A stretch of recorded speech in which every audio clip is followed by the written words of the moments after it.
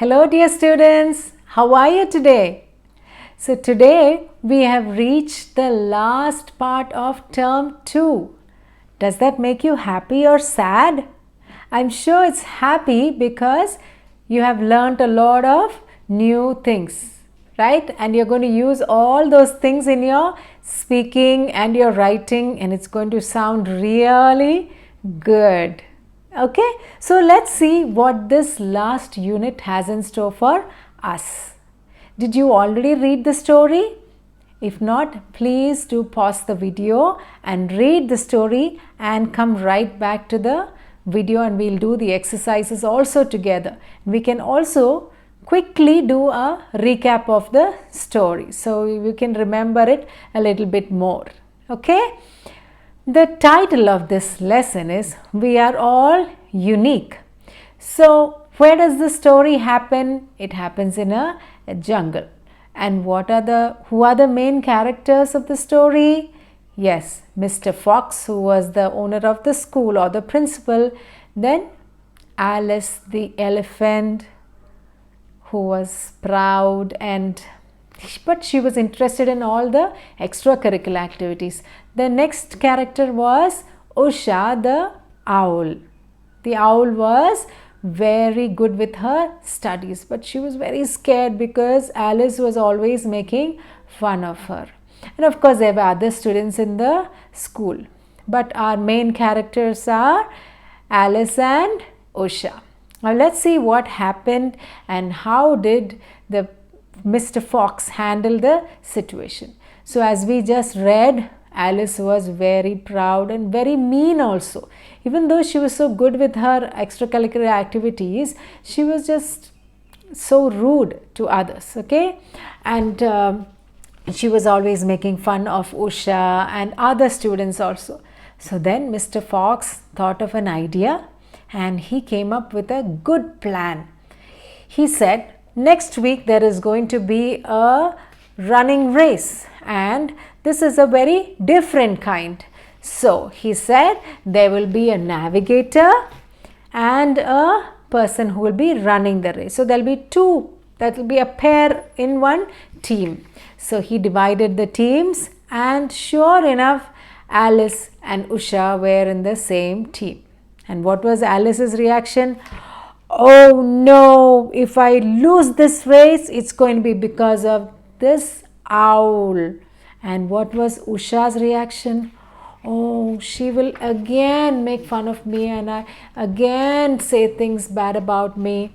Usha was very scared and sad also.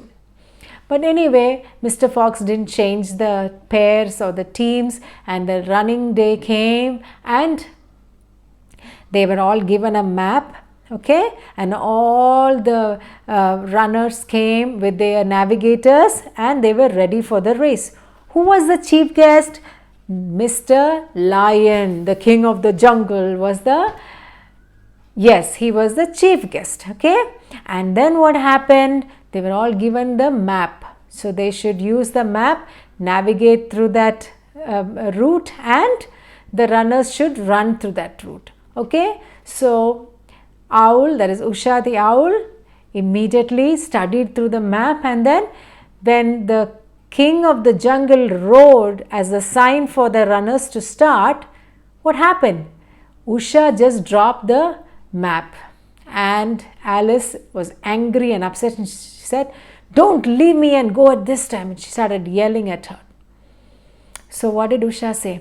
"Don't worry, Alice, I am not going to leave you. I studied the map very carefully, and because I can fly high, I can navigate the entire route without any problems for you on the road. You cannot, any obstacles, I will warn you ahead, so you can be careful and we can still run and win this race."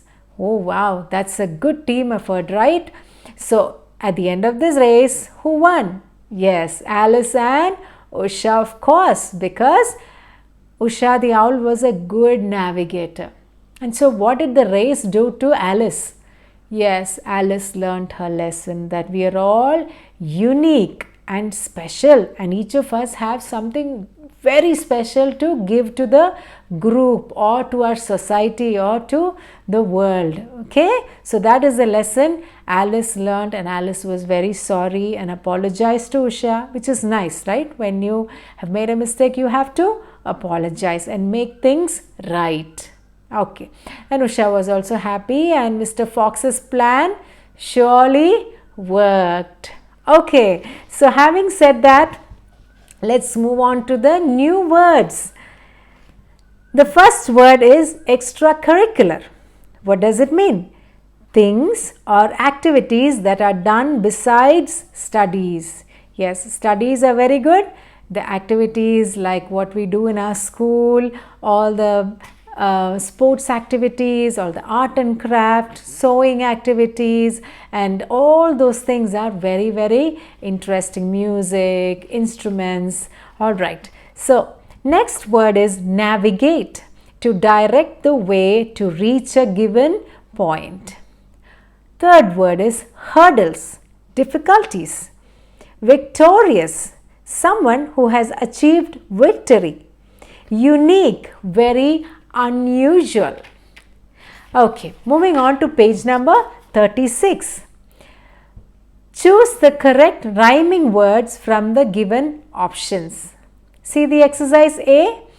See, the words are given and you have to choose the rhyming words from the options that are given. Very easy. Okay, it's a fun exercise. So, as you can see, fair. What are the options? Chair, far, stare, tire. Yes, chair and stare also goes together with fair as rhyming words. The next one is lean. What are the options? Lone, bean, bone, mean. So what are the rhyming words with lean? Yes, bean and mean. So it's fun, no? Try the others also. Moving on to exercise B, fill in the blanks with the help of the hint box. The hint box is in pink color and some words are given, and let's look at the fill in the blanks. Usha has a dash talent. The most apt word would be unique. Let's try something else. Usha has an extracurricular talent. Usha has an intelligent talent. Those words are not completing the sentence or giving a proper meaning. So, Usha has a unique talent would be correct. Let's try one more, okay? Roma is an dash girl. Roma is an extracurricular girl. No, Roma is an intelligent girl. So, intelligent is the right word to complete that sentence and make it more meaningful. Okay, so you can go ahead and do those exercises, fill in the blanks. Moving on to page number 37, answer the following questions. See the first one. What was the name of the young elephant? How will you write it? Alice was the name of the young elephant. Okay, so remember, Alice should be in should start with capital A and end the sentence with a full stop. Okay, so in a similar manner, write down the answers in your notebook. Okay, and remember to use all the punctuations, or if you need to use new words in your sentence, use them wisely. Okay. Exercise D in the same page, read the following lines carefully and identify the speaker. Since we read through the story, this is also going to be easy. You are only going to get a bigger pair of glasses. Who said this to whom? Alice said this to Usha the owl. Next one. With that owl in my team, I am going to lose for sure. Again, Alice the elephant said this. So, in a similar manner, you can write the next two. What is the grammar that we are going to learn? Adverbs. So, let's see. Adverbs tell us how an action is done, when an action is done, and where an action is done. Look at the example. It was raining yesterday. So, raining is the action.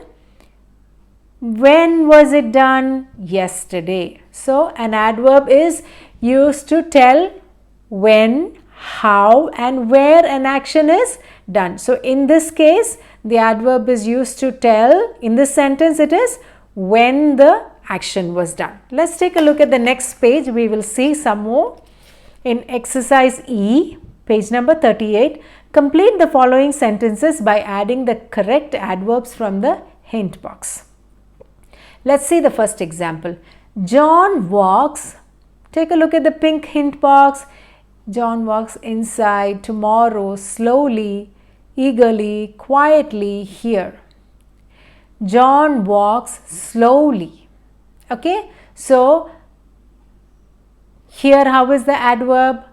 How. Okay, walking is the action and how the walking is done? Slowly. Now did you understand? So in a similar manner you can do the rest of them. If you want, we can do one more exercise. Let's take a look at the third one.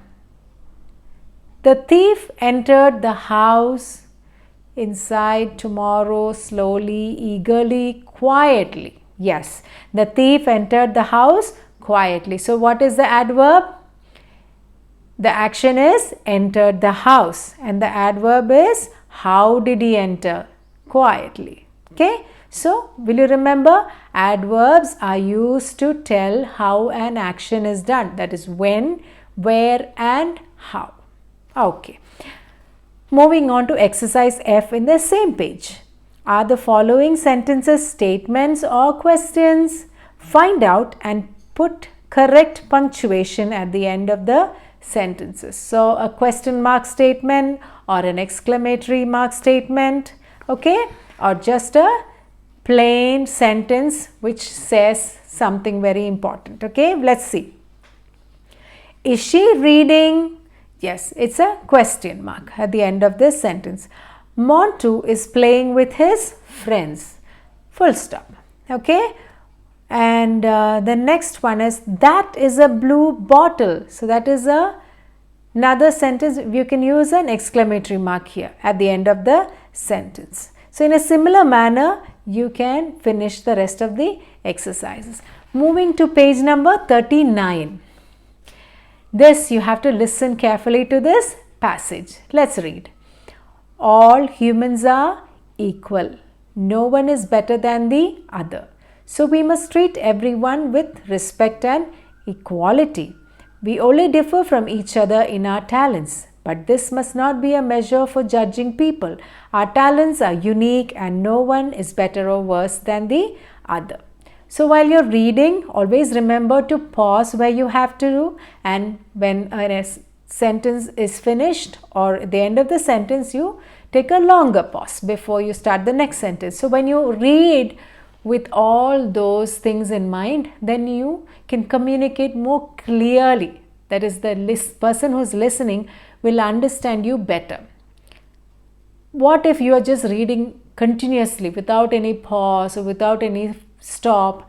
Then the other person will be so confused, right? So for proper communication, clear communication, when you read, make sure there is a pause and where you have to emphasize the importance of some words. Okay, for example, here it is, we must treat everyone with respect and equality. So respect and equality and everyone are important words in this sentence. So you stress on the sentence. So that's how you learn to read. Okay, the next one is speaking.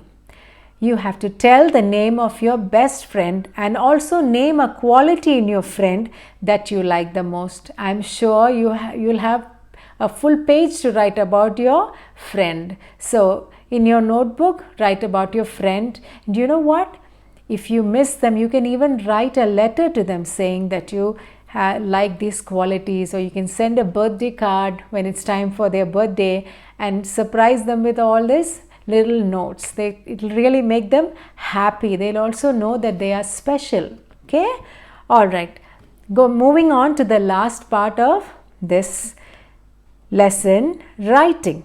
Read the given situations carefully and write down in your notebook how you will help the people in need.